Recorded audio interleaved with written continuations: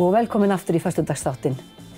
Í lok þáttarins hef ég fengið til mín menningarvita, nei, hann veit nú ekki láta kalla sig það, en hann er ljóðskáld og tónlistarmaður frá Sauðárkróki. Velkomin, Gísli Þór Ólafsson. Takk fyrir. Hér er nú aldeilis afrakstur. Þú ert búin að gefa út þessa 4 diska. Jú, einmitt. Og 6 ljóðabækur og eitt svona safnrit. Jú, einmitt. Og svo ertu að vinna með þessu. Jú, einmitt. Hvar kviknaði þessi ljóðaáhugi?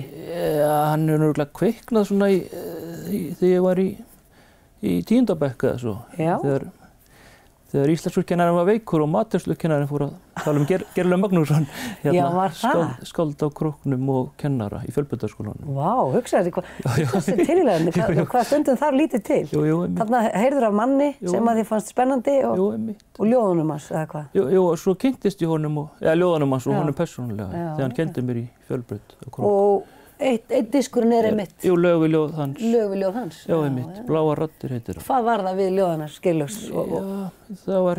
Það kom fyrir að ég fór á bókasafni hann á Króknum í skólanum reyndar og las ljóðin hans, en mér fannst bara, komu lög. Þú bara stukku á þig þegar þú las ljóðin? Já, þannig að það svona kviknaði held ég þar, svoleiðis. Varstu þá sjálfur að læra á hljóðfæri? Já, frá 10 ára aldri reyndar. Og ég hef reyndar verið í tónlist frá 10 ára aldri. Þannig að ljóðaáhuginn kom aðeins seinna, svona þannig. Og þá varstu að læra á gítar eða? Já, gítar, já. Og gast bara sest niður og byrjaði að spila og syngja ljóðin? Já, einmitt, já. Frábært. Og svo fórstu í háskólann í bókmyndafræði? Já, í bókmyndafræði og þar kynntist dálítið fólki sem hjálpaði mér hefur hjálpað mér í þessu áhugamáli. Og alltaf meðfram verið að skrifa fullar skúffur á ljóðum eða hvað? Já, svona nokkuð. Ég gaf út þarna bækur frá 2006 til 2010. En svo kom smá pása, fór ég að spila með Kontalgen Funeral. Já, það er hljómsveitin sem varst í? Jú, einmitt. Og svo byrjaði ég aftur að gefa út ljóðabækur núna í 2016. Já, en þetta svona kemur í skorpum? Jú. Enda gerði ég handrit þarna á milli, en mér varstu bara ekki alveg gangu upp. Handritaða bók? Nei, að ljóðabók. En ég gaf út plötur þarna á milli. Já, þarna eru nokkrar plötur alveg. Frá 2012 til 2016. Og þar ertu undir nafninu Gillon? Já, ég nota Gillon-nafnið sem flytjendanafn. Og ertu mikið að flytja svona live, ertu með svona? Já, ég er nú meira að vera með Kontalgenur í því, en það er að viðburður á Króknum á sumrin sem kallast Vaffis og Té og ég hef stundum komið þar fram eitt með gítarinn. Svo kom ég fram á ljóðasetrinu á Siglufirði síðustu helgi.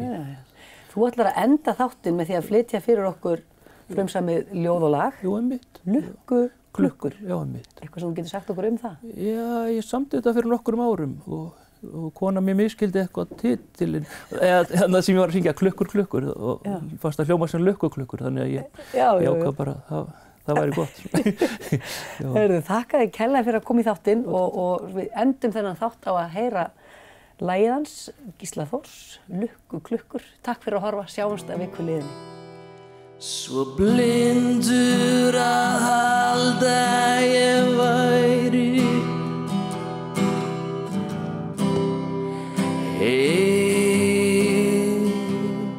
Stift manneskja datt niður úr nóttunni og ný læk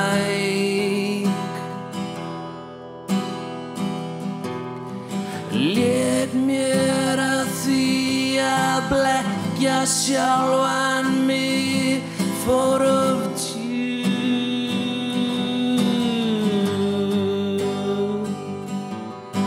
Fljótið var foss sem ég skeldist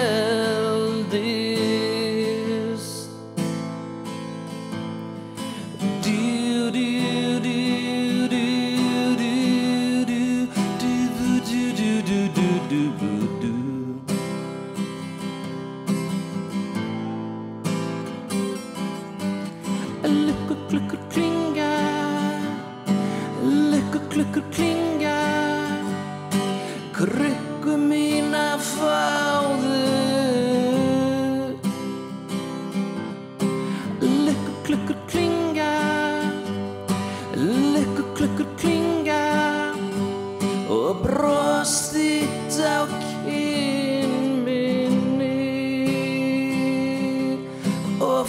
fætur þínir sömluðu í mér.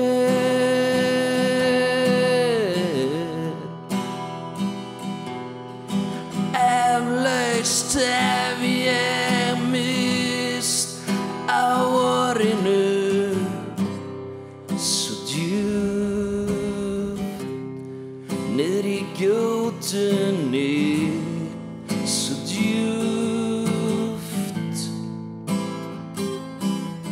og nýla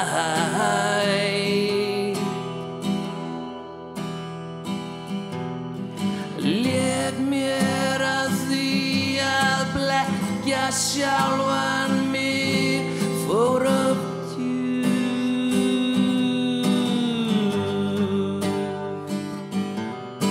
Fljótið var foss sem skældi.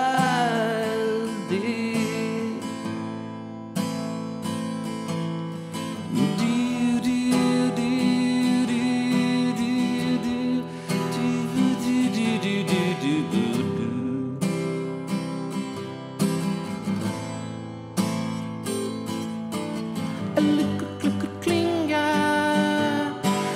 lukkur, klukkur, klinga, krukku mína fáðu.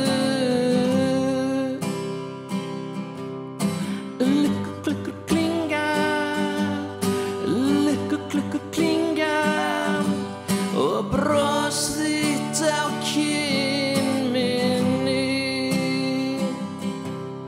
Lukkur, klukkur, klinga, lukkur, klukkur, klinga, ekki binda mig með báðum. Lukkur, klukkur, klinga, lukkur, klukkur, klinga og varir þínar sem snertu mína kinn og fætur þínir sömluðu